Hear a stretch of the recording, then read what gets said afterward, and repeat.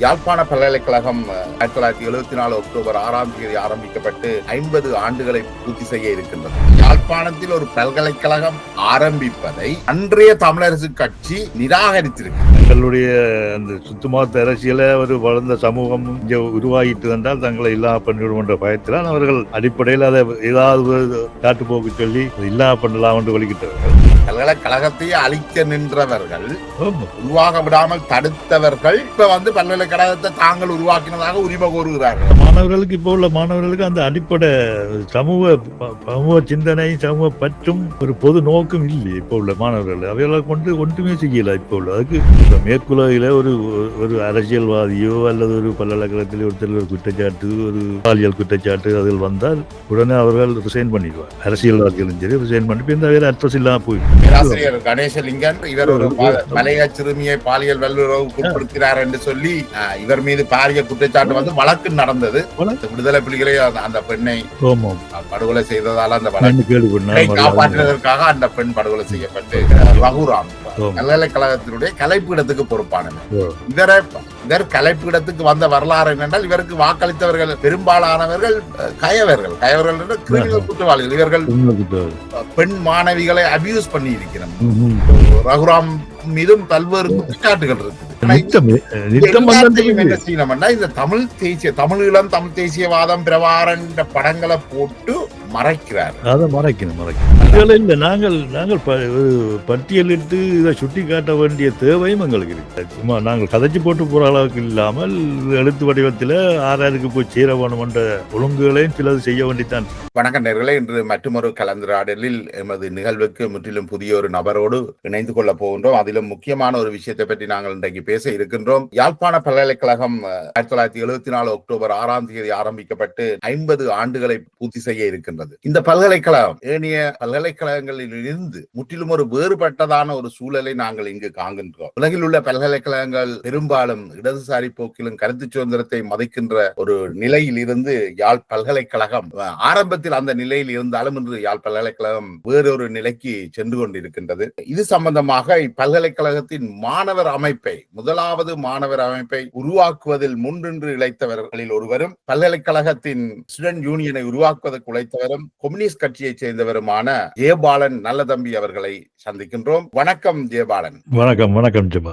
என்னன்னா, இந்த பல்கலைக்கழகம், யாழ்ப்பாண பல்கலைக்கழகம் ஆரம்பிக்கப்பட்ட 50 ஆண்டுகள் பூர்த்தியாகின்றது. இந்த பல்கலைக்கழகத்தின் பின்னணியை பற்றி ஓரளவுக்கு சொல்ல முடியுமா? என்றால் நினைக்கிறேன் 1974ஆம் ஆண்டு ஸ்ரீலங்கா சுதந்திர கட்சியும் இடதுசாரி கட்சிகளும் இணைந்து உருவாக்கப்பட்ட ஆட்சியில் தான் பல்கலைக்கழகம் ஆரம்பிக்கப்பட்டது. அந்த சூழலை ஒரு கால் விவரிக்கும். பல்கலைக்கழகம் ஒன்று யாழ்ப்பாணத்துக்கு வேண்டும் என்ற ஒரு கோரிக்கை ஒன்று பரவலாக எல்லாரோடும் அன்று இருந்தது.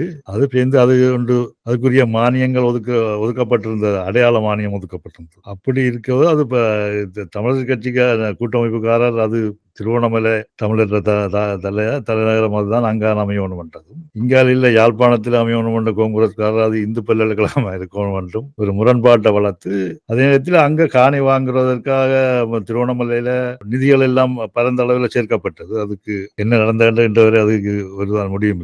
பல்கலைக்கழகம் அதன் ஆரம்பத்திலேயே சிக்கல்களை எதிர்கொண்டிருக்கிறது. அதாவது யாழ்ப்பாணத்தில் ஒரு பல்கலைக்கழகம் ஆரம்பிப்பதை அன்றைய தமிழரசு கட்சி நிராகரித்திருக்கு. காங்கிரஸ் அங்க ஒரு இந்து பல்கலைக்கழகத்தை தான் கேட்டிருக்கிறான்.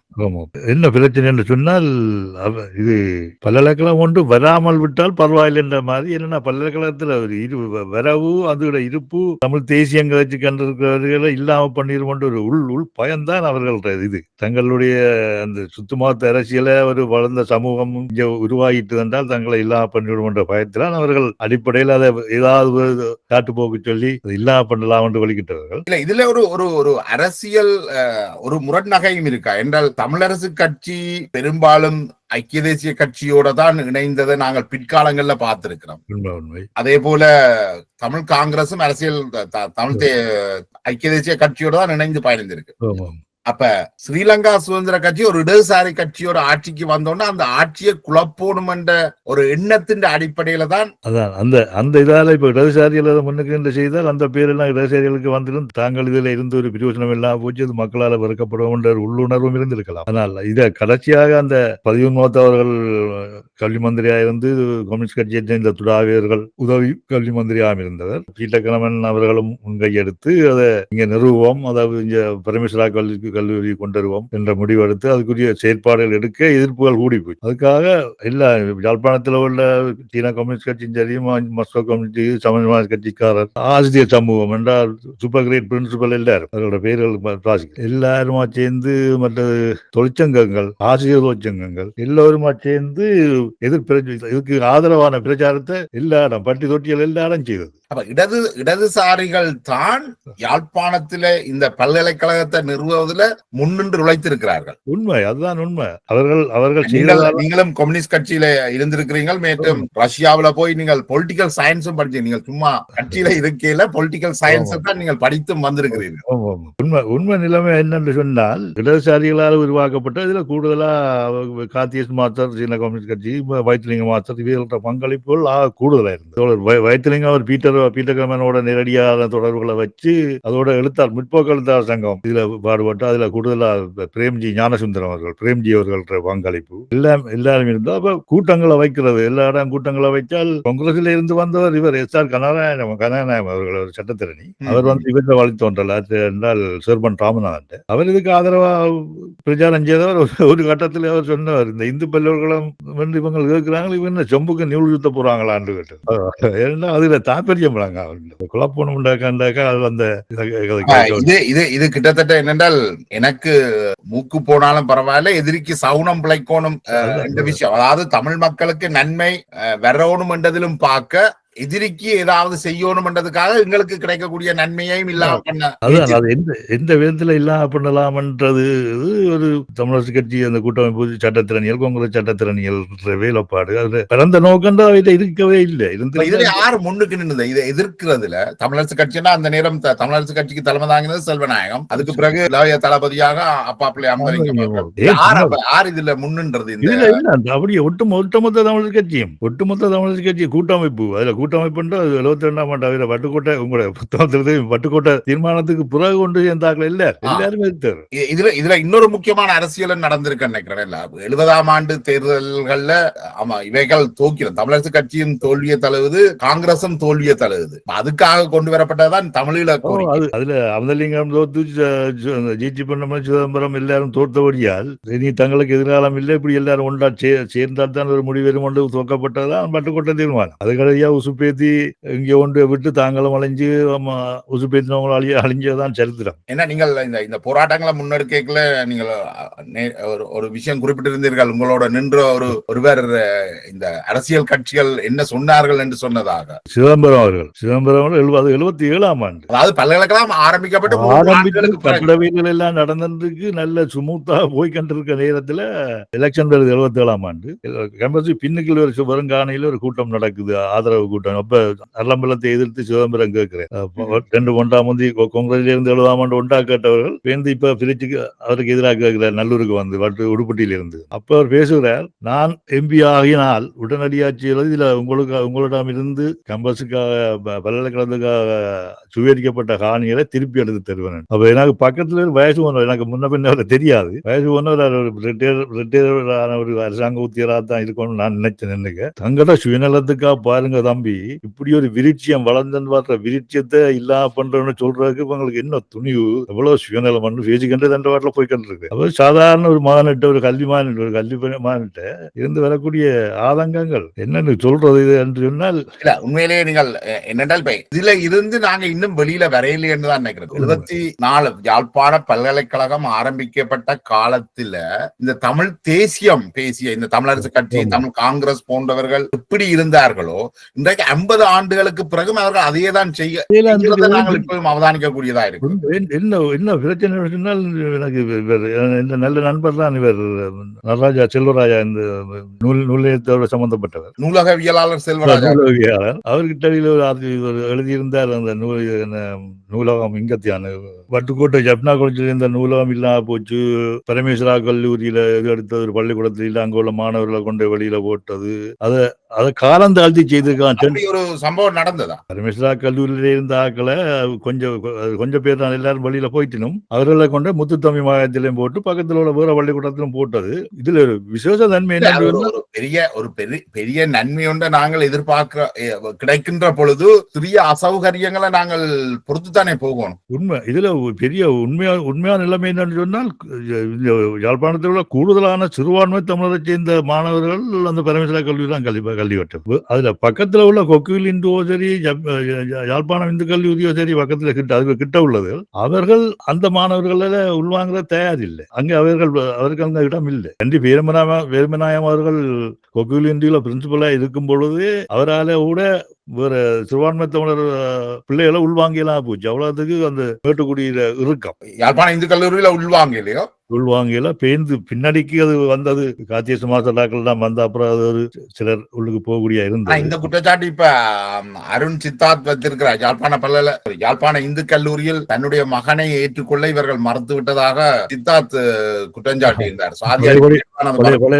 வந்திருக்கலாம் பழைய நிலைக்கு. அங்க முந்தி இவர்கள் காத்திய மாஸ்டர் படிப்பிச்சவர், வைத்திலிங்க மாஸ்டர் எல்லாம் படிப்பிச்ச காலத்தில் அந்த தென்கிழக்காசியில திறமான ஒரு மெட்ஸ் மாஸ்டர் வைத்திலிங்கம் அவர்கிட்ட படிச்சவர் தான் கைலாசபதி, மற்றது வரதராஜ பெருமாள் என்ற சோமந்திர பிள்ளை பேரன். அவர்தான் இந்த யாழ்ப்பாண பல்கலைக்கழகத்துல இதா வந்தவர், கணித விரிவுரையாளராக வந்தவர். இப்ப தமிழ் தேசியம் அந்த யாழ்ப்பாணத்துல பல்கலைக்கழகம் அமைகிறத தமிழீழம் கேட்ட தமிழ் தேசிய கட்சிகள் ரெண்டும், தமிழ் காங்கிரஸ் ஆகவும் இருக்கட்டும் தமிழரசு கட்சியும் ரெண்டுமே கடுமையாக எதிர்த்து அந்த நேரம் முதலாவது துணைவேந்தராக வந்தவர் கைலாசபதி அவர்கள்.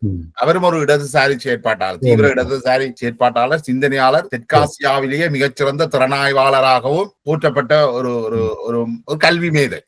இந்த பல்கலைக்கழகம் என்னென்று தேசியம் கைப்பற்றினது. ஒரு காலத்துல பல்கலைக்கழகத்தை இந்த தேசியவாதிகள், தமிழ் தேசியவாதிகள் இந்த பல்கலைக்கழகத்தை யாழ்ப்பாணத்தில் ஆரம்பிக்கிறதுக்கு மிகப்பெரிய தடையாக இருந்தது. இது எப்படி இந்த மாற்றம் நடந்தது? இந்த மாற்றம் நடந்தது 77 எலெக்ஷனோட ஜேஆர் வந்துட்டார். ஜேஆர் வந்ததோட கைலாசபதி இடத்துக்கு வித்யானந்தன்.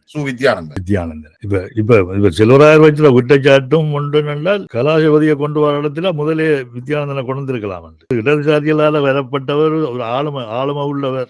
இவ்வளவுக்கும் பேராசிரியர் சிவத்தம்பி அவர்கள் கம்யூனிஸ்ட் கட்சியில் இருக்கிறார். அவரை முன்னிலைப்படுத்த இல்லை கம்யூனிஸ்ட் கட்சி. கைலாசபதியை முன்னிலைப்படுத்தினதுக்கு முக்கிய காரணம் கைலாசபதிக்கு ஒரு திறமான ஆளுமை இருக்கு. இவர்கள் தங்க துறைகள்ல திறமை இருக்கலாம், ஆளுமை என்றது இருக்கு. இந்த அளவுக்கு கட்டி காத்து வளர்த்தெடுத்ததுக்கு கைலாசபதி அவருக்கு போட்டவனும், அவரோட சேர்ந்து அவர் வைத்திலிங்க மாஸ்டரும் மற்றது பிரேம்ஜி ஞானசுந்தரம் எல்லாரும் பீட்டர் போய் கதைச்சு உங்களுக்கு இந்த பல்கலைக்கழகத்துக்கு கொண்டு வரதுக்குரிய மற்ற பல்கலைக்கழகத்திலிருந்து எடுக்கக்கூடிய பேராசிரியர்கள் விரிவுரையாளர் சொல்லி தாங்கள் எடுத்து தராண்டு அவர்களாம் அந்த இடதுசாரி சிந்தனை உள்ளவர்கள் எல்லாரும் கூடுதலாக கொண்டு. மிகப்பெரிய முரண்நகை என்னன்னா, இந்த பல்கலைக்கழகத்தை யாழ்ப்பாணத்துல உருவாக்கியது பெரும்பான்மை சமூகத்தை சேர்ந்த சிங்கள இடதுசாரிகள். அதுக்கு தமிழ் இடதுசாரிகளும் மிகப்பெரிய பலமாக இருந்திருக்கிறார். ஆனால் இன்றைக்கு நாங்கள் இந்த பல்கலைக்கழகத்தை தமிழ் அழியுது அல்லது தமிழர்கள் இல்லாமல் போகிறார்கள் என்று கூப்பாடு போட்ட பரம்பரை தான் இதுல பல்கலைக்கழகமே வரக்கூடாது என்று சொன்னது. அதுதான் இப்ப என்ன சொன்னால், சரித்திரத்தை மாற்றம் மணிக்கூட்டம் திருப்பி விடுறாங்க. என்னென்றால் அவர் கிட்டடியில ஒருத்தர் அந்த பொது கேண்டிடேட்டுக்காக ஆதரவு இளம்புரையன் ஒரு பேச்சொண்டு கொடுக்கிறார். பார்த்தேன். அவர் சொல்றார், எங்களோட தமிழ் தலைமை தமிழீழத்துக்கு ஆதரவான நிலை ஒன்று உருவாக்குறதுக்காக ஏற்படுத்தி தந்ததுதான் இந்த பல்கலைக்கழகம். இதை நாங்கள் தொடர்ந்து முன்னெடுத்து செல்வோம். இவ்வளவு இருந்து சரித்திரத்தை மறைக்க முற்படுறாங்க பாருங்க. அல்லது பல்கலைக்கழகத்தையே அழிக்க நின்றவர்கள், உருவாக விடாமல் தடுத்தவர்கள் இப்ப பல்கலைக்கழகத்தை தாங்கள் உருவாக்கினதாக உரிமை கோருகிறார்கள். உண்மை இதுல பல்கலைக்கழகம் துறப்புலா இருக்கு, சினிமா வரல துறப்புலா வீரகாலயம் கோயில்ல கூட்டமைப்பு அமலிங்கம் தலைமையில உண்ணாவிரதம் நடக்குது, எதிர்ப்பு தெரிவிச்சு. அதுதான் இப்ப கிட்டடியில் ஆனந்த சங்கரி அவர்கள் ஒரு அறிக்கை விட்டிருந்தார். தான் செய்த மகா தவறுகள் தன் வாழ்க்கையில ஒன்று கூட்டமைப்புகளை போய் சேர்ந்தது, அடுத்தது பல்கலைக்கழகம் திறக்கைகளை நான் உண்ணாவிரதத்தில் கலந்து கண்டேன் என்று அறிக்கை விட்டிருந்தார். புதுக்க ஞானம் வந்த மாதிரி. இதுல இருந்தே உண்மை நேர்காணல் செய்திருந்த போது அவர் ஒண்ணு சொன்னார், அது தன்னுடைய தவறுகள் ஒன்று. இவர் வந்து ஒரு இடதுசாரி கட்சியில இருந்து ஒரு தேசியவாத கட்சிக்கு போனது தன்னுடைய தவறு என்றும், அல்பர்ட் துரையப்பா அவர்களை சொல்வதையும் தாங்கள் அங்கீகரித்ததாகவும் குறிப்பிட்டிருந்தனர். இதுல துறைப்பாட பங்கும் யூனிவர்சிட்டி இதுல துறைப்பாட பங்கும் சினிமா விழாக்களோட இல்ல, அது என்னன்னா இப்ப இடதுசாரி அரசாங்கம் ஸ்ரீலங்கா சுதந்திர கட்சியோடு சேர்ந்து உருவாக்கினபடியால் அப்ப இவர்கள் அதை எதிர்க்கிறதாக எங்களுக்கு கிடைக்க இருந்த நன்மையையும் சேர்த்து சொந்த வீட்டுக்கே நெருப்பு வைக்கிற வேலையை செய்திருக்கிறார்கள். அதுதான் செய்தது. அதுல கல்விமான்கள் என்று சொன்னார். அந்த வரிசையை பார்த்தால் இவர் ஒரேட்டர் சுப்பிரமணியம் ஐயர் அரியரட்னம் அவர் தான் கடைசியா இதுல அதிபராக இருந்தவர் பரமேசாக்குள். அவர் வீப்பன் நம்பலம், சேட்ட நாகலிங்கம், பத்மா சிவகுருநாதன் என்று சமயமான கட்சி, வேதவெள்ளி கந்தையா என்று, சிவவாத சுந்தரம் என்று வைத்தீஸ்வர அதிபர், மற்ற சீனிவாசம் என்று ஒரு அவரும் அதிபர்ல இருந்தவர், பேராயிரவர் என்று மானிப்பா என்று இருந்த அதிபர். இவர்கள் எல்லாம் ஆதரவு கூட்டங்கள்ல நாளாந்தம் பேசியாக்க. இவர்களோட பெரிய இதென்று சொன்னால் 2 சுருட்டு தொழிலாளர்கள் வி.ஏ. கந்தசாமியும் ராஜா அண்ணன் என்று ஒருவரும், 2 பேரும் தங்களை வாசனையால புத்திஜீவிகளா வளர்த்து கொண்டார்கள். ராஜா அண்ணன் எல்லாம் கதைக்கும் பொழுது கொலோக்கியலா ஒரு கதை சொல்லி உபகதை சொல்லி மார்க்சியத்தை விளங்கப்படுத்துவார். அவர் இதை உணர்ந்து இவர் கூட்டமைப்புக்காரருக்கு சிலையடியா கதைகள் சொல்லி விளங்கப்படுத்திக்கிறது. அப்படியான ஆக்களையும் அப்படியான சுட்டு தொழிலாளரோட விரும்பின ஒன்றை சுற்றுலா குறைச்சி மதிப்புடையில், ஆனால் அவர்கள் நாங்கள் வளர்த்து கொண்டது சுற்றுலாளர்கள், தொழிற்சங்க ரீதியாக வளர்ந்தவர்கள். அவர்கள் கூட வந்து இதுக்கு ஆதரவாக பிரச்சாரம் செய்தவர்கள். வாலிப சங்கங்கள், சீன கம்யூனிஸ்ட் கட்சி தோழர்கள், மாஸ்கோ கம்யூனிஸ்ட் கட்சி தோழர்கள், தமிழ்நாடு கட்சி தோழர்கள் எல்லோரும் 2 போஸ்டர் விட்டான, நோட்டீஸ்கள் கொடுத்தான. அப்படி தங்களை சதுரோதரிகளை வடிவா செய்தவர்கள். இந்த துறப்புலாவுக்கு நடந்த ஊர்வலம், அதுக்குரிய ஸ்ரீமாவந்தோ செய்த ஊர்வலம் இதுவரை யாழ்ப்பாணம் காண அந்த அளவுக்கு செய்தவர் எல்லாரும். என்னால் அந்த நினைக்கிறேன் அந்த காலகட்டம் வந்து இந்த உள்ளூர் உற்பத்திகளை ஊக்குவித்து நாடு முழுக்க ஒரு வறுமையை 71ஆம் ஆண்டு நாடு முழுக்க ஒரு வறுமையை எதிர்நோக்கி இருந்தாலும் சினிமா அந்த உள்ளூர் உற்பத்திகளை ஊக்குவிக்கிற இறக்குமதிகளை தடை செய்கின்ற கொள்கைகள் வந்து உண்மையிலே யாழ்ப்பாண விவசாயிகளுக்கு ஒரு வரப்பிரசாதமாகத்தான் அமைஞ்சிருந்தது நினைக்கிறேன். என்ன பெரிய ஒரு வரப்பிரசாதம். மகாலியங்க ப்ராஜெக்ட்ல பெரிய முதலீடு காமினி திசனாக்கா இருந்த காலத்துல யாழ்ப்பாண பக்கம் திருப்பூணம் என்ற ஒரு கொள்கையும் இருந்தது. இந்த தமிழ் திரைப்புகள் அதை எதிர்த்தது. என்னன்னு சொன்னா அந்த வர்ற ஆத்தோட சேர்ந்து சிங்கள குடியேற்றம் வந்துருவோம். நல்ல காலம் பல்கலைக்கழகம் திறந்தா சிங்களாக்கள் வந்துருவோம். பல்கலைக்கழகத்துல சிங்கள மாணவர்களும் தான் இருந்தவர் கூடுதல. இப்ப எனக்கு அது ஒரு தொடர்ச்சி ஒண்ணு பார்க்கக்கூடியதா இருக்கு. அது நீங்கள் தான் எனக்கு சொல்லணும். இப்ப வடக்கு இந்த தமிழ் தேசியம் பேசின அன்றைய தமிழ் தேசியம் பேசியவர்கள், தமிழர் விடுதலை கூட்டணி, அடுத்தது தமிழரசு கட்சி, மற்றது இந்த தமிழ் காங்கிரஸ், இவர்கள் ஐக்கிய தேசிய கட்சியோட கூட்டு சேர்றதுக்காக தமிழர்களுக்கு கிடைச்ச நன்மையை இல்லாம பண்ணிச்சு. இல்ல கணக்கு இதுல பெரிய இதுன்னு இப்ப இன்றைக்கு நேற்று இவர் இவர் கஜேந்திரகுமார் என்றவர் ஒரு பேட்டி ஒன்று கொடுக்கிறார். அனுராவுக்கு பின்னால போறவர்கள் எல்லாம் முட்டாளா இருப்பார்கள். அவர்கிட்ட பேரன் ஜிஎஸ்என்ஏக்கோட சேர்ந்து இந்திய தோட்ட தொழிலாளையும் காட்டி கொடுத்து கல்லோயாவில, நான் நேற்று ஒரு படம் போட்டேன், கல்லோயாவில சிங்கள குடியேற்றம் செய்யறதுக்கு பக்கத்துல நின்று உதவி செய்கிறார். இவர் வந்து சொல்றார் அருணாவோட இவரோட போனால் நீங்கள் எல்லாம் முட்டாள் என்று. வெக்கம் இல்லையா சொல்றது உங்களுக்கு? பேரனை திரும்பி பாருப்பா. நீ உலகத்துக்கு நடந்த சீரழிவுகளுக்கு பேரன் முக்கிய காரணம். தோட்ட தொழிலாளர் இன்றைக்கும் இந்த நிலைமைக்கு இருக்கிறது. ஜிஜி பண்ண பாத்தீங்கன்னா இந்த நடந்து முடிந்த தேர்தலில் வந்து தமிழ் மக்கள் வாக்களிக்க கூடாது ஒரு கோரிக்கையை தமிழ் தேசிய மக்கள் முன்னணி கஜா குரூப் வச்சது. ஆனால் தமிழ் மக்கள் இலங்கையில மற்ற மாவட்டங்களை போல 70% தமிழ் மக்கள், 65% தமிழ் மக்கள் வாக்களித்திருக்கிறார்கள். மாவட்டங்களை போல கஜா குரூப்புடைய சொல்லை எந்த தமிழரும் கேட்கல. ஆனால் கஜேந்திரகுமார் பொன்னம்பலம் தங்களுடைய கோரிக்கையை ஏற்று மக்கள் வாக்களிக்கிறது அம்மாம் பெரிய போய் சொல்றார்கள். இதுல என்னன்னு சொன்னால் சாதாரணமா இப்ப 70ஆம் ஆண்டு எலெக்ஷன்னா மற்ற எந்த தேர்தலா இருந்தா 100% வாக்களிக்கிறீங்க. 60 பேரும் மிச்சம் 35% வாக்களிக்கிறீங்க. அது இவ சொல்லித்தான் செய்கிறான். அது இயற்கையாக அவ்வளவு இது தமிழ் சமூகத்துக்கு இருக்கிற ஒரு எனக்கு தெரியல. தமிழ் தேசியம் பேசுறவர்களுக்கு ஒரு இருக்கிற பிரச்சனையா உண்மையை ஏற்றுக்கொள்றதுல ஒரு சிக்கல் ஒன்று இருக்குது. மற்றது இந்த வரலாற்றை திரிக்கிறது. இந்த விஷயங்கள்ல வந்து இவர்கள் மிக கட்டிக்காரராக இருக்கணும். ஆனா தமிழ் மக்களும் இவர்களை கொஞ்சம் காலதாமதமா தான் அடையாளம் காணினம் போல இருக்கு. தங்கள சுயநலத்துக்காக யாழ்ப்பாணத்துல பல்கலைக்கழகம் அமைகிறத எதிர்த்தவர்களுக்கு மக்கள் வாக்களிச்சிருக்கிறார்கள் 77ஆம் ஆண்டு தேர்தல். அதை வந்து அவர்கள் ஒரு லாபகமாக கையாண்டிருக்கிறார்கள் நினைக்கிறேன். தமிழீழ கோரிக்கையை வச்சதன் மூலம் மிச்சம் எல்லாத்தையும் அடித்து கொண்டு செல்ல விட்டுட்டார்கள். இப்ப இவ்வளவு உற்பத்திகளை பெருக்கி விஷயங்களை பெருக்கி யாழ்ப்பாணத்தாருக்கு நல்ல வழிகாட்டின சினிமாக்களுக்கு எதிர்த்து போடுற அளவுக்கு மனம் வந்திருக்கு. அது ஜேஆர் வேற போறார், ஜேஆரோட போனால் எங்களுக்கு என்ன இது கிடைக்கும். ஆனா சில தவறுகள் செய்யப்பட்டது.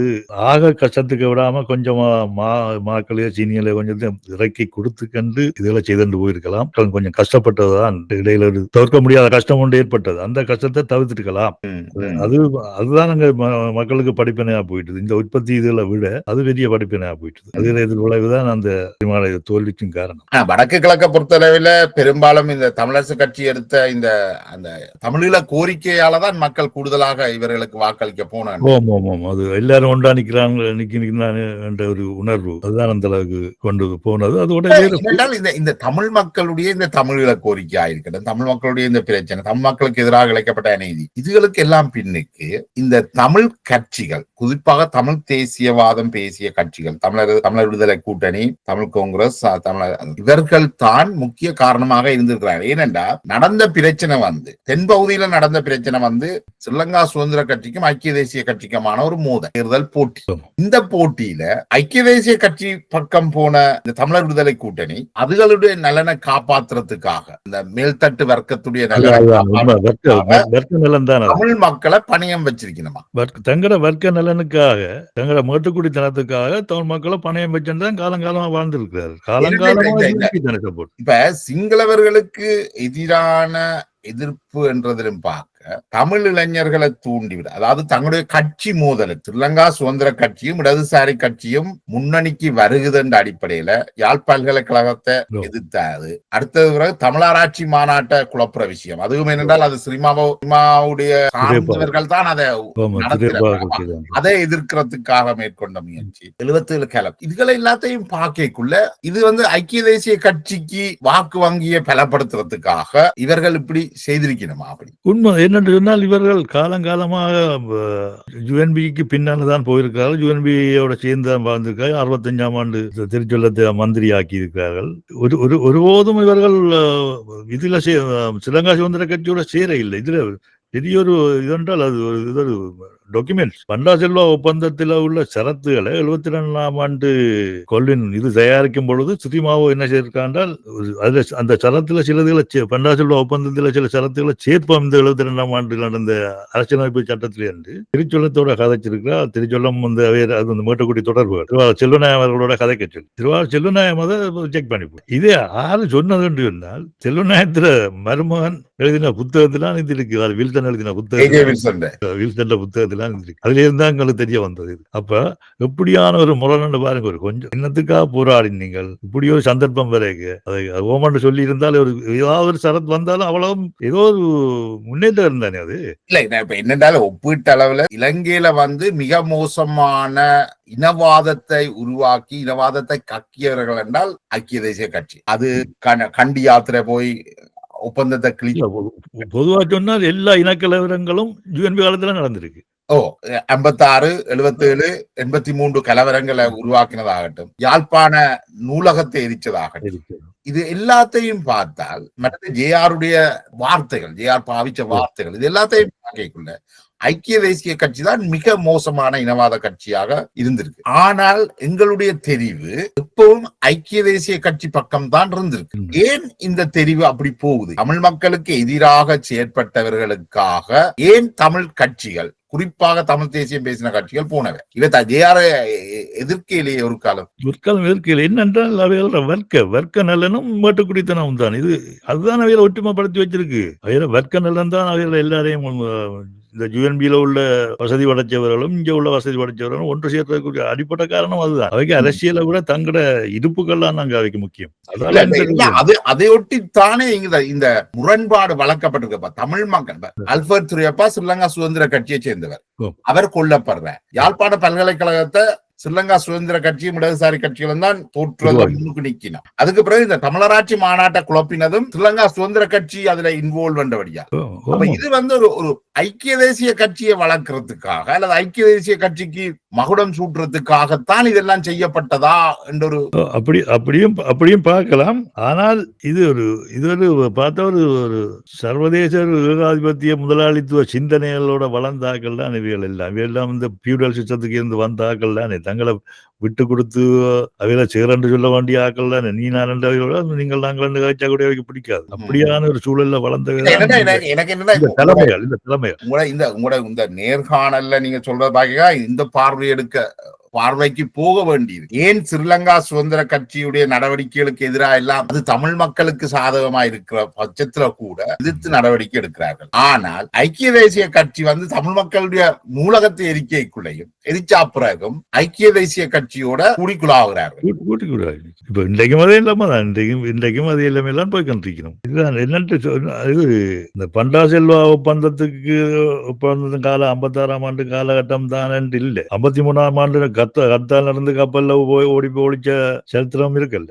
அந்த சரித்திரத்துல அந்த கத்தாலுக்கு எதிரானவர்கள் அப்பவே தமிழ் கட்சி. ஆனா பிறகு இந்த இளைஞர்கள் ஆயுதம் அளவுக்கு வரைக்கும், அதாவது இவர்களால உந்தப்பட்ட இவர்களால தூண்டிவிடப்பட்ட தமிழர் விடுதலை கூட்டணியால தூண்டிவிடப்பட்ட இளைஞர்கள் ஆயுதம் தூக்க வருகின்ற பொழுதுதான் ஐக்கிய தேசிய கட்சியுடனான முரண்பாடுகள் வருது. என்னால் முதல் சுட்டது அல்பர்ட் துரியப்பாவை.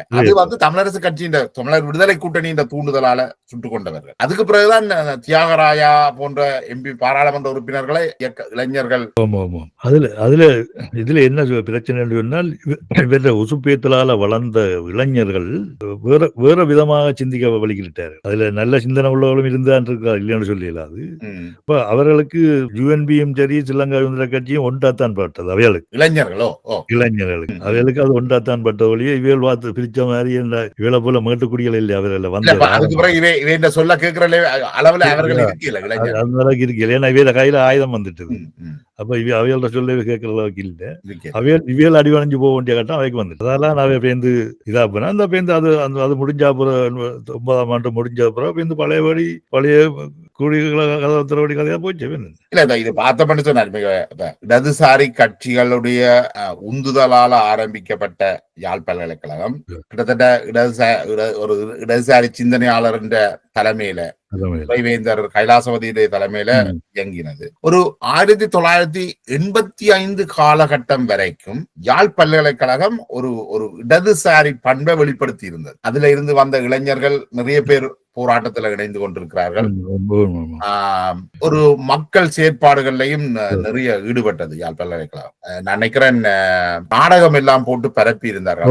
போராட்டத்தில் அது மிக முக்கியமான நாடகங்கள், நல்ல பட்டிமன்றங்கள் அதுகள் எல்லாம் நடக்கும். நாடகத்தின் பெயர் தெரியல அந்த நேரம், மிக பேரை மறந்துட்டேன். மிக இதுவாக பேசப்பட்ட ஒரு நாடகம். தமிழீழ கோரிக்கையை கிட்டத்தட்ட வரவேற்று செய்யப்பட்ட நாடகம் நினைக்கிறேன். ஆனால் 1985 பல்வேறு இயக்க மோதல்கள் வந்த காலகட்டத்தில் விடுதலை புலிகள் டெலோவை அழித்து தாங்கள் தான் ஒரு ஏக போராளிகள், ஏக பிரதிநிதிகள் என்ற நிலைமையை உருவாக்கிக்குள்ள யாழ் பல்கலைக்கழகம் முற்றுமுழுதாக விடுதலை புலிகள் கட்டுப்பாட்டுக்குள்ள போகுது. அதுக்கு பிறகு அது பல்கலைக்கழகம் கிட்டத்தட்ட தன்னுடைய இடதுசாரி தன்மையை இழக்குதுன்னு நினைக்கிறேன். உண்மை. அதுல இருந்த இடதுசாரி சம்பந்தமான ஆக்கள் எல்லாம் வெளியேறிட்டினும் சுட்டுக் கொல்லப்பட்டாங்க கணக்கில் இருக்கணும். அது அந்த கட்டம் போக இவர்கள் இயக்க மோதல்கள் வராமல், பல்வேறு இயக்கங்களுக்கு இடையில இயக்க மோதல் வராமல் கட்டுப்படுத்தினதுல பல்கலைக்கழகத்துக்கு ஒரு குறிப்பிட்ட காலத்துக்கு ஒரு பங்கு இருந்தது. அந்த இளைஞர்கள் கூடி கதைத்து பேசி அதை ஒரு கட்டுப்பாட்டுக்குள்ள வச்சிருந்தாங்க. இன்றைக்கு டெலோவை அளிக்கப்பட்டு விடுதலை புலிகள் கை ஓங்கிச்சதோ அன்றையில இருந்து பல்கலைக்கழகம் விடுதலை புலிகளோட கட்டுப்பாட்டுக்குள்ள வருது. அப்ப அதுல நான் நினைக்கிறேன், நான் அப்ப என்னுடைய 11 வருடத்துல இருக்கேக்குள்ள விட்டு சொன்ன ஒரு வாக்கியம் ஒன்று பெருவலாக பேசப்பட்டது. ஒரு காலத்துல பல்கலைக்கழகம் சொன்னால் சனம் கேட்டுது, இப்ப நாங்கள் சொன்னா சனம் கேட்குது, நீங்கள் பேசாம வாய மூடிக்கொண்டிருந்தோம். அதுதான் நிலைமை வந்தது. அந்த அளவுக்கு தானே ரெண்டவன் போனவன் எல்லாரும் சுட்டதும் தட்டதும் காதுகளை கட்டி இறைஞ்சவன்டா பயப்படுவான் தானே. பயம்தான் அந்த பயத்திலான் எத்தனையோ இது பறையாம இருந்தவ பதைக்க முடியாத சூழ்நிலை இருந்தது. இதெல்லாம் கண்டு வெளியேறினவை எல்லாரும் உயிர் பயம்தான் அடிப்படை. மற்றது இந்தியன் ஆர்மி வந்து முதல் அதுக்குள்ள கேம்பஸுக்குள்ள இறங்கி சுட தொடங்கினதானே. அதுல இருந்து ஒரு வெறுப்புணர்வும் தொடங்கிட்டு அங்க மக்கள் மத்தியில் 1987 யுத்தம், இந்தியாவுக்கு எதிரான யுத்தம் பல்கலைக்கழகத்தினுடைய பல்கலைக்கழகத்துலதான் மைதானத்துலதான் துவங்கினார் வந்து இறங்கி தொடங்கினா. அப்ப அதுவும் ஒரு ஷார்ட்டா போச்சு அவர்களுக்கு. பிரம்படி படுகொலை வந்து மிக மோசமாக, பிரம்படி படுகொலை மிக மோசம், இந்திய ராணுவத்தால் மேற்கொள்ளப்பட்ட மிக மோசமான படுகொலைகள் உண்டு. ஆனால் என்ன ஆச்சரியம்னா, நாங்கள் இலங்கை ராணுவத்துக்கு சமமாக அல்லது அதிலும் பார்க்க மோசமாக இந்திய ராணுவம் மிக மோசமான படுகொலைகளை செய்தது தமிழ் பிரதேசங்கள்ல செய்திருக்குது. ஆனா இன்றைக்கு நாங்கள் எப்படி ஐக்கிய தேசிய கட்சி அவ்வளவு மோசம் செய்த பிறகு ஐக்கிய தேசிய கட்சியோட கூட்டு சேர்ந்தோமோ, அதே போல இந்தியா தலைவர்களோடையும் நாங்கள் கூட்டு சேர தலைவர்கள் கிட்டத்தட்ட இன்றைக்கு வடக்கு கிழக்குல இருக்கிற அல்லது இலங்கையில இல்ல தமிழ் பத்திரிகைகள் எல்லாமே பெரும்பாலும் இந்தியாவுடைய வழிநடத்தல தான் செயற்படுறார்கள் என்ற நிலைமை.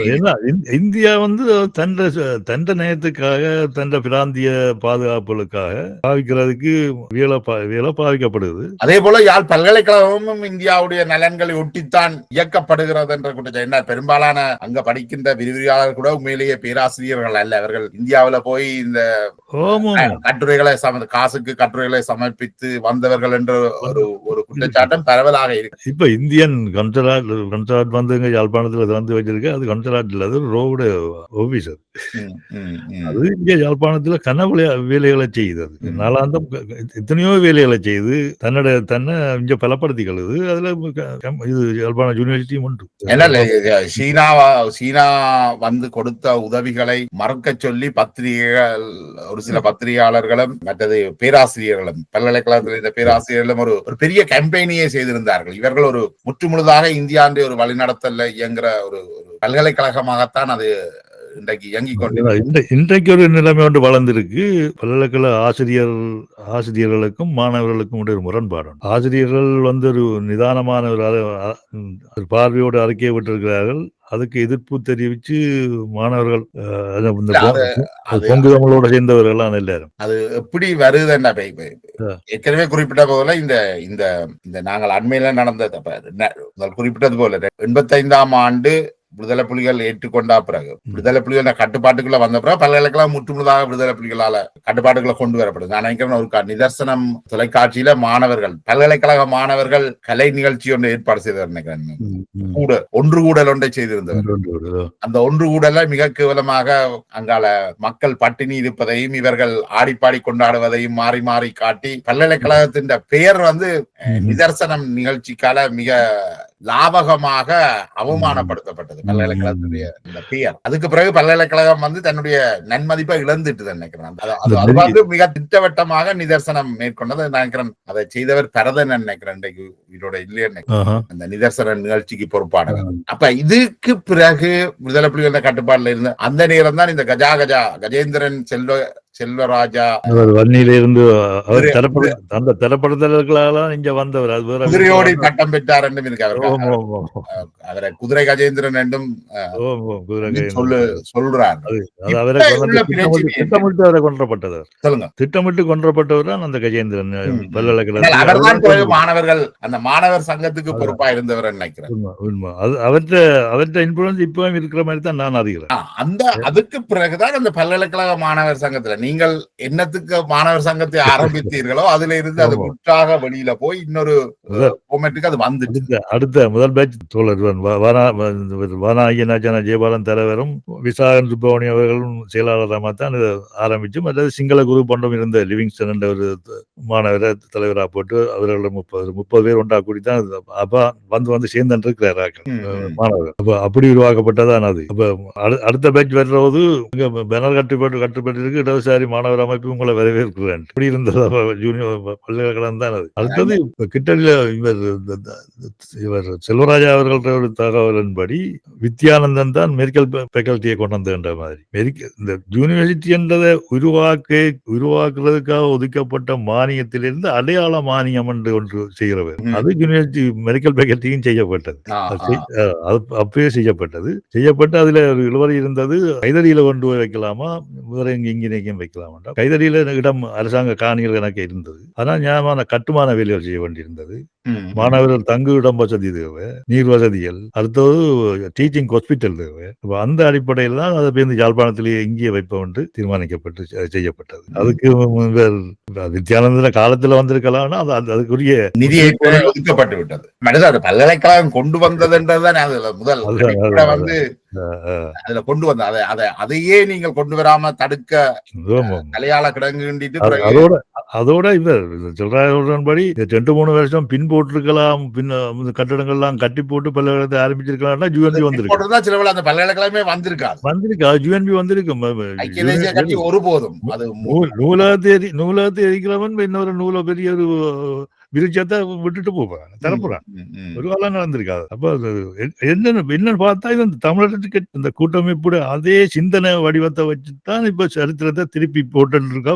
வர்ற சமுதாயத்துக்கு பிள்ளையான தகவல்களை கொடுத்துட்டு இருக்கணும். எங்க போய் முடிய போகுது தெரியாது. ஏன் இப்படியான அநியாயமா? இது அநியாயம். இது இந்த சரித்திரத்தை திருப்பி மணிக்கூட்ட திருப்பி விடுறது பெரிய அநியாயமான வேலை. ஆனா எங்க சமூகத்துல ஒரு மிகப்பெரிய பிரச்சனை இந்த யாழ்ப்பாண நூலகம் எரிக்கப்பட்டு இப்ப ஒரு 40-50 ஆண்டுகள் தான் இருக்கு. ஆனால் அந்த யாழ்ப்பாண நூலகம் எப்போது எரிக்கப்பட்டது என்ற அந்த வரலாற்று பதிவே எங்க சமூகத்திட்ட இல்லை. இதுதான் இந்த வரலாற்று மோசடிகள் இடம்பெறதுக்கு அது ஒரு முக்கிய காரணமா. உடனே மறந்துட்டார்கள். 1981 ஆண்டு மே 31 இரவு நூலகம் எரிக்கப்பட்டது. அந்த நூலகம் அந்த அடுத்த நாள் மறுநாளும் எரிந்து கொண்டு இருந்தது. அப்ப அதை 31 என்று சிலர் கொண்டாடுகிறார்கள், சிலர் 1 ஜூன் 1 சொல்ல. இப்ப பார்த்தா ஜூன் 2 ஒரு சம்பவம் எங்கட காலத்துல நடந்த ஒரு சம்பவத்தையே நாங்கள் ஒழுங்காக செய்யாத ஒருவராளா இருந்தா இதான் இந்த தமிழ் மக்கள் உள்ள மிக பெரிய பெரிய முரண்பாடு. இப்ப பார்த்தோம் என்று சொன்னால் இப்ப கஜேந்திரன் செல்வராஜா அவர்களுடைய வருகைக்கு பிறகு பல்கலைக்கழகத்தின மாணவர் சங்கத்தின் பாரிய மாற்றங்கள் வந்து தமிழ் தேசிய விடுதலை புலிகள் விட்டு செல்ல அப்படியே தமிழ் தேசியத்துக்குள்ள ஊறின தங்களோட சுயநலங்களுக்காக தமிழ் தேசியத்துக்கு ஊறி போன ஒரு விஷயமா போயிட்டு இந்த தமிழ் தேசியம் இன்னும் கூடுதலா ஊற பண்ணி உசுப்பேத்தினது வந்து இந்த தரப்படுத்தல்ன்றது வந்தா பிறகு உண்மையிலேயே அது வந்து ஒரு நியாயம் இல்லாத அதை பற்றிய உண்மையான விளக்கம் புரிந்துணர்வு இல்லாததாலதான் இந்த எல்லாமே ஏற்பட்டது. இந்த தரப்படுத்தல் வந்ததால தான் யாழ்ப்பாணம் தவிர்ந்த ஏனைய மாவட்டங்கள் தமிழ் மாவட்டங்கள்ல இருந்து மாணவர்கள் பல்கலைக்கழகம் சென்றார்கள்.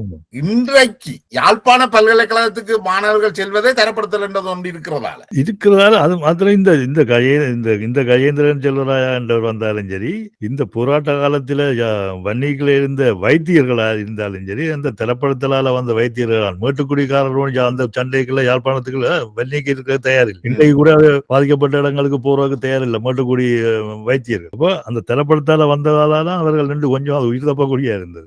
இன்றைக்கு இதே தரப்படுத்தலாம் வளர்த்து விட்டு இருக்கு இன்றைக்கு ஒரு ஜனாதிபதியை. நிச்சயமா ஜனாதிபதியை வளர்த்து விட்டுருக்காங்க. இந்த தரப்படுத்தலால அவர் அங்க கலனி பள்ளிக்கூடத்துக்கு போகக்கூடிய நாங்கள் வந்து சாதியர்கள் பார்த்து நூலகங்களை எரிச்சவர்கள் தான் யாழ்ப்பாண சமூகம். ஒடுக்கப்பட்ட சமூகங்கள் நூலகங்கள் இருந்தது. 1964 ஆண்டு கொண்டு வரப்பட்ட அனைவருக்குமான இலவச கல்வி முறையால தான் இன்றைக்கு சமூகம் வளர்ந்திருக்கு. இப்ப நாங்கள் முட்டாள்தனமாக அதை பற்றி தாற்பயம் இல்லாம இந்த இளைஞர் பேரவை மாணவர் பேரவை எல்லாம் வெளிக்கிட்டு இந்த ஈரோசா இருந்தானே இப்ப எல்லாரும் வெளிக்கிட்ட தரப்படுத்தல ஆரம்பத்தில் ஒருத்தரும் புரிஞ்சுக்கல.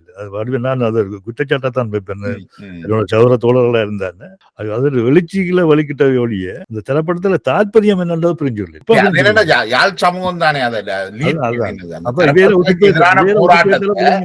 யாழ்ப்பாண மையவாதத்துல உள்ள பெரிய பிரச்சனையில இது ஒன்று. என்ன தங்களுக்கு சாதகமான விஷயங்களை போராட்டத்துக்கு எடுக்கக்குள்ள ஓ. அது மக்கள் தவறாக புரிந்து கொள்ற ஒரு போக்கை நாங்கள் பார்க்கிறோம். இன்னைக்கு உண்மை. பாருங்க, இன்னைக்கு யாழ்ப்பாண சமூகம் தானே முதல் தமிழ் பொது வேட்பாளரை நிறுத்தினது. தமிழ் பொது வேட்பாளருக்கு யாழ்ப்பாணத்துல மட்டும்தானே 2வது இடம் கிடைச்சது. 1வது இடம் கூட கிடைக்கல. தமிழ் மக்கள் நிராகரிச்சிருக்கிறார். ஒட்டுமொத்த, அதாவது யாழ் பல்கலைக்கழகம், அதாவது இந்த தமிழ் பொது வேட்பாளரை புலிகள் என்கின்றவர்கள் இந்தியாவில இருந்து அறிமுகப்படுத்துகிறார்கள். யாழ்ப்பாண பல்கலைக்கழகத்தினுடைய முன்னாள் தமிழீழ விடுதலை புலிகளுடைய முன்னாள் ஆலோசகர் திருநாவுக்கரசு அவர்கள் தான் இதை கொண்டு வந்தார். இதை இந்தியாவுடைய அடிவரடிகளாக இருக்கின்ற பத்திரிகைகள், யாழ் பல்கலைக்கழகத்தின் ஒரு பிரிவினர் இதை முன்மொழியினர். அதுக்கு பிறகு இந்த இந்தியாவுக்கு சேவகம் செய்கின்ற பொது அமைப்புகள் என்று சொல்லப்படுற அமைப்புகள் இந்த பொது வேட்பாளரை முன்னிறுத்தி அந்த தவறான ஒரு வழிகாட்டலை யாழ் பல்கலைக்கழகம் தொடர்ந்து கொடுத்து கொண்டிருக்கு. தொடர்ந்து செய்தே இருக்கு. இது தமிழ் மக்களுக்கு நன்மை. இப்ப தமிழ் தேசியம் பேசினா நீங்கள் தமிழ் மக்களுக்கு நன்மை கிடைக்கிறதுக்கு ஏதாவது வழி செய்யும். நீங்கள் தமிழ் தேசியம் பேசிக்கொண்டு தமிழ் மக்களை சீரழிக்கிறதுக்கான, அதாவது ஒரு பல்கலைக்கழகம் வரக்கூடாது என்று சண்டை பிடிச்சிய வந்த பல்கலைக்கழகத்துல இருந்து இப்படி உக்கி போன பொது வேட்பாளர் போன்ற உத்திகளை கொண்டு வாரீங்க. இது தமிழ் மக்களை இன்னும் தொடர்ந்து சீரழித்துக் கொண்டு இது இப்ப பார்க்க தெரியல. இந்த சங்கு சின்னத்தை கொண்டாந்து போட்டு அதெல்லாம் நாங்கள் அது எங்கட சின்னம் தானே நினைக்கிற பெருமை சேர்ந்தா பார்க்க இல்லையே. ஏனென்றால் அது போட்ட நோக்கமே அதுதான். அடுத்த இது தமிழ் மக்களால நிராகரிக்கப்பட்டவர்கள் எல்லாரும் சேர்ந்து இருந்த சங்க ஊதிக்கெடுத்து வச்சுக்கிறார். அதுதான் ஊதிக்கெடுத்து இப்ப அந்த சங்கு சின்னம் தான் அதெல்லாம் நாங்க போட்டியிட போறோம்னு சொன்னா இந்த ஓட்டுகள் முழுக்க தங்களுக்கு திருப்பி விழுமன்ற மாதிரி அவர் கணிப்பு. சங்க போட்டா சாந்தை சங்கத்துக்கு போடுவார்ன்ற கணிப்புல அவர்கள் முயற்சி எடுத்துட்டு இருக்கிறார். இப்ப இந்த பிரச்சனைக்குள்ள இப்ப நீங்கள் கொண்டு வந்த இன்னொரு சிக்கல் யாழ்ப்பாண பல்கலைக்கழகத்துல ஒரு முற்போக்கான ஒரு அணியும் ஒன்று இருக்குது. முழுக்க தேசியவாதம் பேசுகின்ற அல்லது பிற்போக்கு தேசியவாதம் பேசுகின்ற பிற்போக்கானவர்கள் மட்டும் அல்ல. அதாவது இந்த பொதுக்கட்டமை ஆசிரியர் சங்கத்துக்கு ஒரு நல்ல வளர்ச்சி இருக்க மாதிரி எனக்கு தெரியுது. அதுக்குள்ள ஒரு முற்போக்கான பிரிவும் இருக்கு. அவர்கள் ஊழலற்ற ஆட்சிக்கு ஆதரவு தெரிவித்திருந்தார்கள். அவர்களுக்கு எதிராக மிக மோசமான செயற்பாடுகள் யாழ் பல்கலைக்கழகம் மற்ற பகுதி மாணவர்களை தூண்டிவிட்டு மாணவர்கள் மூலம் அந்த அவைகளுக்கு நெருக்கடி கொடுக்கப்பட்டிருக்கு. ஆனால் என்னென்றால் அதுக்கு எதிரான ஒரு கண்டனத்தை ஆசிரியர் சங்கம் தேர்தல் முடிந்து 2 மாதத்துக்கு பிறகுதான் வெளியிட்டது. நேற்று தான் அதை வெளியிட்டு இவ்வளவு மோசமாக கருத்து சுதந்திரத்தை முற்றாக மறுக்கிறார்கள். சுவாஸ்திகாவை அங்க போக முடியல. இந்த முற்போக்கு ஆசிரியர்களுடைய கருத்து ஒரு காலகட்டத்துல முற்போக்கு எழுத்தாளர் சங்கத்தால உருவாக்கப்பட்ட யாழ் பல்கலைக்கழகம் முற்போக்கான கருத்துக்களுக்கு தடை விதிக்குது. பெரிய ஒரு அநியாயமான இது செயற்பாடு. இது இன்றைக்கு ஒன்று பார்த்தா எனக்கு நல்ல சந்தோஷம். என்னென்னா வல்வெட்டித்துறையில இருக்கிறார்கள், பேனர் அடிச்சு ஆதரவு கூட்டம் நடக்குது. வல்வெட்டித்துறை மக்கள் செய்யணும். எங்க போய் நிக்குது அரசியல் திருப்பி இப்படியா நிலை ஒன்று கட்டாயம் இந்த பல்கலைக்கழகத்துக்கு வந்தான்.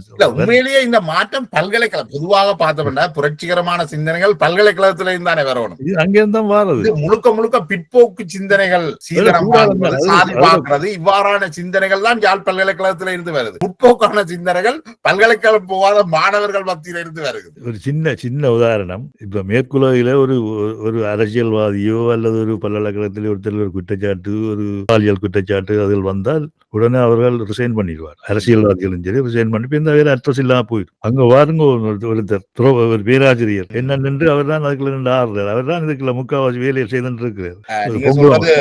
பேராசிரியர் கணேசலிங்கன் பொங்குதமிழ், இவர் தான் பொங்குதமிழுக்கு பொறுப்பா இருந்தவர். இவர் ஒரு மலைய சிறுமியை பாலியல் வல்லுறவுக்கு உட்படுத்தினார் என்று சொல்லி இவர் மீது பாரிய குற்றச்சாட்டு வழக்கு நடந்தது. ஆனால் நான் நினைக்கிறேன் அது விடுதலை புலிகளே அந்த பெண்ணை படுகொலை செய்ததால அந்த வழக்கு காப்பாற்றுவதற்காக அந்த பெண் படுகொலை செய்யப்பட்டு அந்த வழக்கு அப்படியானவர்கள் இருக்கின்ற இந்த யூரோப்ப அரசியல் கலாச்சாரத்துக்கும் அவர் மட்டும் இல்ல, அவர் தான் இந்த என்ன சொல்றது இந்த பொது வேட்பாளருக்கு பின்னுக்கு நின்றவர். அதே போல ரகுராம் பல்கலைக்கழகத்தினுடைய கலைப்பீடத்துக்கு பொறுப்பானவர். இவர் கலைப்பீடத்துக்கு வந்த வரலாறு என்னென்றால் இவருக்கு வாக்களித்தவர்கள் பெரும்பாலானவர்கள் கயவர்கள் என்ற கிரிமினல் குற்றவாளிகள். இவர்கள் பெண் மாணவிகளை அபியூஸ் பண்ணி இருக்கிறோம் எண்ணுக்கணக்கு இல்லாமல். ரகுராம் மீதும் பல்வேறு குற்றச்சாட்டுகள் இருக்குது. என்ன செய்யணும்னா இந்த தமிழ் தேசியவாதம் பிரபாரன் படங்களை போட்டு மறைக்கிறார். அத மறைக்கணும். அதுதான் தொடர்ந்து நடந்துட்டு இருக்கு. இதுக்கு ஒரு முடிவென்றால் இனிமேல் காலங்கள் அது மாறலாம். விரைவில மாறலாம் என்று நான் நினைக்கிறேன். இன்னொருவர் பல்கலைக்கழகத்துல அவருக்கும் பேர் இளம்பிரியன் நினைக்கிறேன். அவர் பல்கலைக்கழகத்தில இருந்து இடைநிறுத்தப்பட்டிருக்கிறார். நீண்ட காலத்துக்கு முதல் பாலியல் குற்றச்செயல்களுக்காக இடைநிறுத்தப்பட்டிருக்கிறார். ஆனால் அவருக்கு இன்றைக்கும் சம்பளம் போய்கொண்டிருக்கு. மேலே இந்த அரசாங்கம் பல்வேறு விஷயங்களையும் களை எடுக்க வேண்டிய விடயங்கள் நிறைய இருக்குது. இதுல இல்ல நாங்கள் பட்டியலிட்டு இதை சுட்டி காட்ட வேண்டிய தேவையும் எங்களுக்கு இருக்கு. சும்மா நாங்கள் கதைச்சு போட்டு போற அளவுக்கு இல்லாமல் எழுத்து வடிவத்தில் ஆறாருக்கு போய் சேர வேணும் என்ற ஒழுங்குகளையும் சிலது செய்ய வேண்டித்தான் இருக்கு. இப்ப உள்ள காலகட்டத்தில் அது செய்தால் அது வேலை செய்யும் என்று நான் நினைக்கிறேன். நிச்சயமாக அதை செய்ய வேணும். நீங்கள் இந்த பல்கலைக்கழக மாணவர் சங்கத்தை முதலாவது பல்கலைக்கழக மாணவர் சங்கத்தை உருவாக்குவதில் முன்னின்றவர் பல்கலைக்கழக மாணவர்கள், குறிப்பாக இந்த கலைப்பீட மாணவர்கள் தான் இந்த தவறான வழிக்கு வழி நடத்தப்படுகிறார்கள். யாழ் பல்கலைக்கழகத்தை பொறுத்தவரையில கலைப்பீட மாணவர்கள் தான் வேலையற்ற பட்டதாரிகள் சங்கத்தினுடைய பெரும்பாலான உறுப்பினர்களாகவும் இருக்கிறார்கள். இவர்களுக்கு தகுந்த கல்வி வழங்கப்படவில்லை அல்லது தொழில் வாய்ப்பை பெறக்கூடிய கல்வியை யாழ் பல்கலைக்கழக கலைப்பீடம் வழங்கி அவர்களை இவ்வாறான நோட்டீஸ் ஒட்டுறது, அடிக்கிற வேலைகள், இதுக்குத்தான் இந்த மாணவர்கள் பயன்படுத்தப்படுகிறார். உண்மையில கல்வி அமைப்பு முற்றாக மாற்றி அமைக்க வேணும். இப்ப இன்றைக்கும் அந்த ஹிந்து கல்ச்சர் மற்றது சில துறைகள் இருக்கு. ஒரு ப்ரொடக்டிவிட்டி இல்லாத ஒரு இது. பல்கலைக்கழகமும் சரி, பாடசாலை கல்வியும் சரி, கல்வியில சரியான மாற்றங்கள் செய்ய வேண்டியது. உதாரணமாக இப்ப மேற்குலகில உள்ள கல்வி முறைகள் கணக்க நாங்கள் பார்க்கலாம் தானே, இவ்வளவு வித்தியாசமாக கொண்டு போறார்கள். ஆனால் இலங்கையில பல்கலைக்கழகம் தவிர்த்த ஏனைய கல்வி திட்டத்துல பாரிய மாற்றம் உண்டு. இந்த ஆண்டுல இந்த அமலுக்கு வருதுன்னு நினைக்கிறேன். பரீட்சைகளுக்கு முக்கியத்துவம் குறைந்து செயற்பாடுகளுக்கு முக்கியத்துவம் அளிக்கிற ஒரு கல்வி முறை ஒன்று ஆரம்பிக்கப்பட்டிருக்கு நினைக்கிறேன். இது இங்க பல்கலைக்கழகத்தில் மாற்றம் மாற்றம் கொண்டு ஏன்னா அவர்கள் சும்மா பேக்கரியில பான் பாடுற மாதிரி வெளியில வந்துட்டே இருக்காரு. வேலை வாய்ப்புக்கு சந்தர்ப்பம் இல்லை. அந்த அவர்களோட தொழில்துறையை கொண்டு சொன்னால் பல்கலைக்கழகங்கள்ல புரட்சி விளைகிற பல்கலைக்கழகங்கள்ல அல்லது புதிய சிந்தனைகள் விளைய வேண்டிய பல்கலைக்கழகத்துல பல்கலைக்கழக மாணவர்கள் இந்த தேர்தல் பிரச்சார கூட்டங்களுக்கு ஆட்சி சாப்பாடு வாங்கி கொடுக்கிற அளவுக்கு பல்கலைக்கழக மாணவர்கள் பயன்படுத்தப்படுகிறார்கள். எல்லா கட்சியும் அதை பயன்படுத்து. ஏனென்றால் பல்கலைக்கழகம் அதற்கான கல்வியை கொடுக்கல. குறிப்பாக கலைப்பீடம், ஏன்னா விஞ்ஞான பீடம் மற்ற இணைய அவர்கள் மிக கடுமையான வேலைகளை செய்தார்கள். அவர்கள இந்த பிரச்சனைகள் இருக்கிறதாக தெரியுது. ஆனா இல்ல, யாழ்ப்பாண பல்கலைக்கழகம் குறிப்பாக கலைப்பீடம் ஒரு மிக மோசமான ஒரு கல்வி கட்டமைப்பா இருக்குது. அத தலைமை தாங்குறவர்களும் மிக மோசமானவர்களாக இருக்கிறது ஒரு முக்கிய காரணம். வேற வழியில அவர்கள் அதை செய்யறதுக்குரிய ஆற்றல் உள்ள பேராசிரியர்களும் சரி, விரிவுரையாளர்களும் இல்ல. அவர்கள் உள்ளுக்கு யாரையும் எடுக்கிறேன். என்னென்றால் அவர்கள் ஒரு கெட்டித்தனமான ஒரு ஆளை உள்ளுக்கு எடுத்தால் தங்களுடைய பெயர் பாதிக்கப்பட்டிடும், மரியாதை இழக்கப்பட்டிடும் என்றதால தங்களும் பார்க்க குறைந்தவர்களைத்தான் உள்வாங்குவார்கள். தங்களுக்கு அதான் பேராசிரியர் ரணஜீவன் ஹூல் அவர்களுக்கு நடந்தது. பல்கலைக்கழகங்கள், சர்வதேச பல்கலைக்கழகங்கள்ல இருந்து பலர் விண்ணப்பித்திருக்கிறார்கள். யாழ் பல்கலைக்கழகத்தில் உலகம் முழுக்க இவ்வளவு திறமையான பல்கலைக்கழகத்தோட சம்பந்தப்பட்டவர்கள் இருக்கிறார்கள். அவர்கள் விண்ணப்பித்திருக்கிறார்கள். ஆனால் யாழ் பல்கலைக்கழகம் தொடர்ச்சியாக அவர்களை உள்ளுக்கு வராமல் ஒரு தடையை போட்டுக்கொண்டே இருக்குது. என்றால் உள்ளுக்கு வந்தால் அங்க உள்ளுக்கு இருக்கிறவருடைய ஒட்டுக்கீடு எல்லாம் வெளியில வந்துடும். இது இன்றைய நிலைமையில அரசுக்கு சுட்டி காட்டப்பட வேண்டிய முக்கிய விஷயம். பல்கலைக்கழகங்கள் தங்களை வளர்த்துக் கொள்ளாம இருக்கிறதுக்கு மிக முக்கிய காரணம் இதா இருக்கு.